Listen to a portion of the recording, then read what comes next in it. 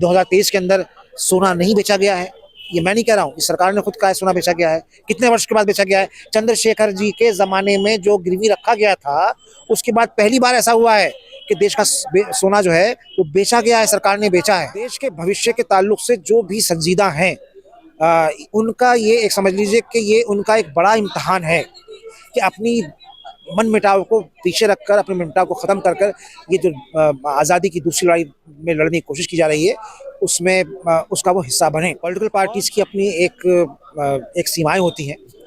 Civil society का अपना एक विजन होता है, और विजन जो होता है वो देश को बचाने का विजन होता है। कभी कभी पॉलिटिकल पार्टीज़ का विजन जो है वो सत्ता में आने का विजन होता है, लेकिन इस बार की लड़ाई जो है पॉलिटिकल पार्टीज को देश को बचाने की भी है। ये एक बड़ी अहम बात। देश में सब कुछ की ठीक क्या है? क्या यहाँ पर वायलेंस नहीं हो रहा है? क्या यहाँ पर जिस नारे के साथ आए थे, बेटी बचाओ के नारे के साथ, वो पूरा उस पर कुछ काम हुआ है? बिल्किस बानो का केस हो, या बीएसपी का ताज़ा केस हो, या हाथरस का केस हो, जिस तरीके से भारतीय जनता पार्टी के एमएलए और गुंडे जो हैं महिलाओं पर हमले कर रहे हैं, क्या वो सही हो रहा है? क्या देश की अर्थव्यवस्था सही है? सर, अभी आपकी एक मीटिंग हुई है, उसमें क्या मतलब किस लिए देखिए, अभी जो वार्ता हुई वो सिविल सोसाइटी की, देश की सिविल सोसाइटी की तरफ से ये वार्ता हुई। हमारा अपना मानना ये है कि देश की राजनीति को अगर बदलना है, ये जो दूसरे आज़ादी के नारे के साथ पॉलिटिकल पार्टीज मैदान में उतरने की कोशिश कर रही हैं, उनसे हमारा ये निवेदन है कि ये लड़ाई उस वक्त तक पूरी नहीं हो सकती जब देश की सिविल सोसाइटी एक्टिव नहीं होगी।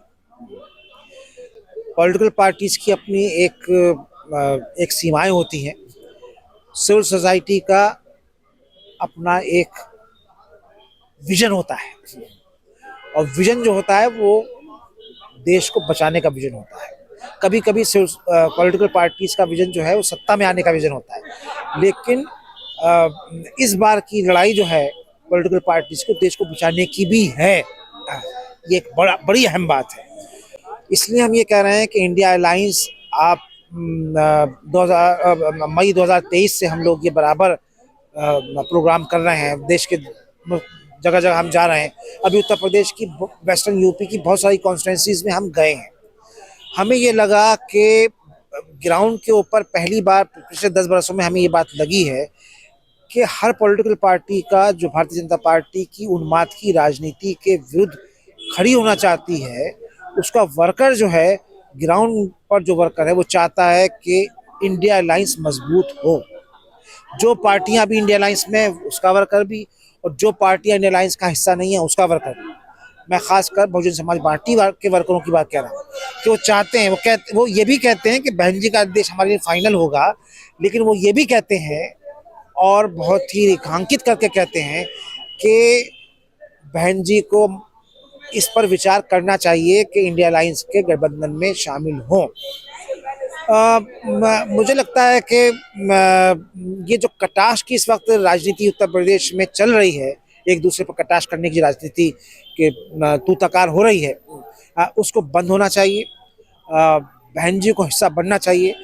देश के भविष्य के ताल्लुक से जो भी संजीदा हैं, उनका ये एक समझ लीजिए कि ये उनका एक बड़ा इम्तहान है कि अपनी मन मिटाव को पीछे रखकर, अपने मिटाव को ख़त्म कर कर ये जो आज़ादी की दूसरी लड़ाई में लड़ने की कोशिश की जा रही है, उसमें उसका वो हिस्सा बने। और सब ये बात जानते हैं। मैं बहुत सारे लोगों पर से भी मिला हूँ, मुख्तलिफ पॉलिटिकल पार्टीज़ के जो इंचार्ज हैं उनसे भी मिला हूँ। सब ये बात कहते हैं कि भाई उत्तर प्रदेश, दिल्ली की का सत्ता का रास्ता जो है यकीनी तौर पर उत्तर प्रदेश से जाता है।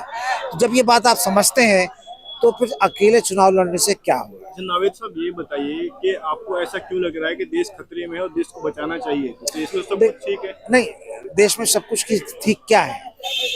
क्या यहाँ पर वायलेंस नहीं हो रहा है? क्या यहाँ पर जिस नारे के साथ आए थे, बेटी बचाओ के नारे के साथ, वो पूरा उस पर कुछ काम हुआ है? बिल्किस बानो का केस हो, या वीएसपी का ताज़ा केस हो या हाथरस का केस हो, जिस तरीके से भारतीय जनता पार्टी के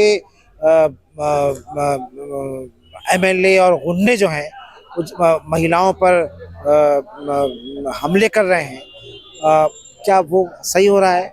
क्या देश की अर्थव्यवस्था सही है? क्या देश में देश का 2023 के अंदर सोना नहीं बेचा गया है? ये मैं नहीं कह रहा हूँ, इस सरकार ने खुद कहा है सोना बेचा गया है। कितने वर्ष के बाद बेचा गया है? चंद्रशेखर जी के ज़माने में जो गिरवी रखा गया था, उसके बाद पहली बार ऐसा हुआ है कि देश का सोना जो है वो बेचा गया है, सरकार ने बेचा है। क्या ये बात सही नहीं है कि मनरेगा जो गरीब उसको ख़त्म कर दिया गया, तकरीबन गया है आधार कार्ड से उसको संकलित करके? क्या ये अच्छी बात है कि आप देश की आप फख्र के साथ कह रहे हैं, छाती पीट पीट के कह रहे हैं कि हम देश की 50 करोड़ जनता को फ्री राशन दे रहे हैं? 80 करोड़ का भी एक आंकड़ा कहते हैं, कहीं 50 करोड़ का कहते हैं। चलिए मैं तो 80 करोड़ तो और बताता हूँ मैं। 80 करोड़ ये देश को जेब में जब 10 रुपए होता है ना, गरीब आदमी के भी 10 रुपए होता है, आपकी जेब में भी 10 रुपए होता है ना। जब आप जाते हैं खरीदने के लिए कुछ सामान, तो अपनी चॉइस से दमंगी के साथ जब सामान खरीदते हैं। नाविद साहब ये बताइए, आप कह रहे हैं कि प्रधानमंत्री 80 करोड़ लोगों को राशन दे रहे हैं, तो कहीं ना कहीं इस हालात के लिए जो देश की मौजूदा हालात है, पिछली सरकार भी तो जिम्मेदार है। बिल्कुल नहीं, बिल्कुल नहीं। क्यों नहीं? इसलिए बिल्कुल नहीं है कि आप उठा के देख लीजिए कि इस वक्त देश पे कितना कर्जा है। गरीबी हटाओ का नारा तो इंदिरा गांधी ने भी नहीं, दिया था। वो उसके बाद तो आगे बढ़े थे ना, उसके बाद आगे बढ़े थे। 5 जब 2014 में सत्ता ली है, उतना उस वक्त कितना कर्जा था और इस वक्त कितना कर्जा है देश के ऊपर? हर व्यक्ति इस वक्त कर्जे में डूबा हुआ है। आपने यहाँ तक पहुंचा दिया हाल को। आप कह रहे थे पेट्रोल हम 40 रुपए लेके आएंगे, आप कह रहे थे 15 लाख रुपए हम देंगे, क्या ये हुआ है? मैं उन सब रिटॉरिक्स में नहीं जा रहा हूँ। मैं तो सिर्फ ये कहना चाह रहा हूँ कि देश के भविष्य को बचाने के लिए हम सबको साथ आना चाहिए। ये जो स्टेटमेंट आज रिलीज हुई है, ये 875-78 लोगों ने इस पे साइन किए हैं। देश के बड़े बड़े बुद्धिजीवी हैं, वो छोटे मोटे लोग नहीं हैं जिसको आज रिलीज हमने की है। तो अगर ये चिंता का विषय है इस बड़े तबके के लिए, तो इस पर गहन विचार होना चाहिए ना, डिबेट होनी चाहिए। आप कह रहे हैं कि मायावती जी को भी इंडिया अलायंस में आना चाहिए। बिल्कुल आना चाहिए। आरोप तो ये है कि वो ईडी के डर से डरी हुई है। कौन ईडी के डर से डरा हुआ है? हम उस पर क्यों कटाक्ष करें? हालत तो ईडी से की ये है कि 500 रुपए जिसकी जेब के अंदर थे, बैंक अकाउंट के अंदर, तमिलनाडु के अंदर, उस आम इंसान को भी आप जानते हैं ना कि उस आम इंसान को भी ईडी ने बुला लिया है। तो जो भी डिसेंट की बात करेगा, जो भी सरकार के खिलाफ आवाज उठाएगा, क्यों बुलाया? आपको मालूम है कि भारतीय जनता पार्टी का एक नेता जो है उनकी जमीन पर कब्जा करना चाहता था। किस तरीके से ईडी का दुरुपयोग हो रहा है, मिसयूज हो रहा है, वो तो आपको वाकिफ है ना। एक सवाल और कि बिल्किस बानो के जो आरोपी थे, अब खबर ये है जो मुजरिम थे, उनमें से 9 लोग फरार। देखिए, बिल्किस बानो का बड़ा पेक्यूलर और एकदम समझ लीजिए कि इतना दर्दनाक केस है कि उसने भारतीय राजनीति का क्रूर चेहरा जो है उसको उजागर किया है, और सुप्रीम कोर्ट ने तो स्ट्रिक्चर पास कर दिया है। 9 लोग फरार कर दिए गए हैं। गुजरात का एक एमएलए कह रहा है कि मैं उनका केस लड़ूंगा, वो भी भारतीय जनता पार्टी का एमएलए है। होम मिनिस्टर की मंजूरी से गुजरात सरकार को, क्या होम मिनिस्टर इतने आप समझ लीजिए कि अनजान आदमी है कि उनको मालूम नहीं कि भाई किसका जुरिस्डिक्शन था, उनको रिहाई कराने का जुरिस्डिक्शन किसके पास था?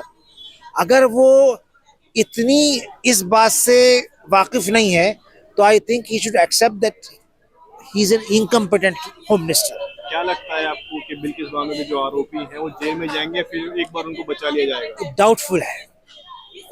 लंबी लड़ाई है, घरों पे ताले लगा के भाग गए, सरकार को मालूम है कहाँ गए। ये सरकार की नैतिक जिम्मेदारी है कि जहां भी हैं वो उनको पकड़ के जेल के अंदर दोबारा भेजें। सरकार की नैतिक जिम्मेदारी है ये कॉन्स्टिट्यूशनल दायित्व भी है। नैतिक जिम्मेदारी छोड़ दीजिए आप, संवैधानिक उनकी जो है ये जिम्मेदारी है कि उनको पकड़ के छोड़े। बिल्किस बानो ने जो दर्द सहा है वो दर्द कोई मामूली दर्द है। मैंने कहा ना, क्रूर राजनीति का क्रूर चेहरा बिल्कुल उजागर हुआ है। सुप्रीम कोर्ट ने उस राजनीतिक क्रूर चेहरे को बिल्कुल एक तरीके से एकदम उसकी भर्त्सना की है। मैंने उस दिन भी कहा था, आज भी कह रहा हूं कि जो भी इसके पीछे, जो सुप्रीम कोर्ट ने कहा है कि ये फ्रॉड किया गया है, कहा है ना फ्रॉड किया गया है, तो जो भी इस फ्रॉड के पीछे लोग हैं उन सब के खिलाफ मुकदमा कायम होना चाहिए या नहीं होना चाहिए। अगर मुकदमा कायम होगा तो दूध का दूध और पानी का पानी आ जाएगा। तो ये जो पूरी उन्माद क्या कहते हैं, धार्मिक उन्माद की राजनीति हो रही है, जो 22 तारीख धार्मिक उन्माद की राजनीति का दिन है इस देश के अंदर। आप कह रहे हैं धार्मिक उन्माद की राजनीति का दिन है, लेकिन वो तो कह रहे हैं हमारे राम जी का शिलान्यास हो रहा है मंदिर का। 4 शंकराचार्य, 4 धर्मगुरु, जो सबसे हाईएस्ट सनातन धर्म के अंदर जो सबसे बड़े जो पोस्ट होती है ना, स्तंभ है, वो स्तंभ कह रहे हैं कि ये धार्मिक इंसिडेंट नहीं है, ये राजनीतिक जो है ये इंसिडेंट है 22 तारीख को। मैं नहीं कह रहा हूँ, आई एम कोटिंग देम। अगर शंकराचार्य कह रहे हैं और चंपत राय ने क्या कहा, उसने तो बिल्कुल साफ तौर पे कह दिया है कि रामानंदों का जो है मंदिर है। तो राम भारत के, आप समझ लीजिए कि एक बड़ा एक धार्मिक जो है वो नाम है, लेकिन उसको आप राजनीति में इस्तेमाल तो नहीं करना चाहिए ना।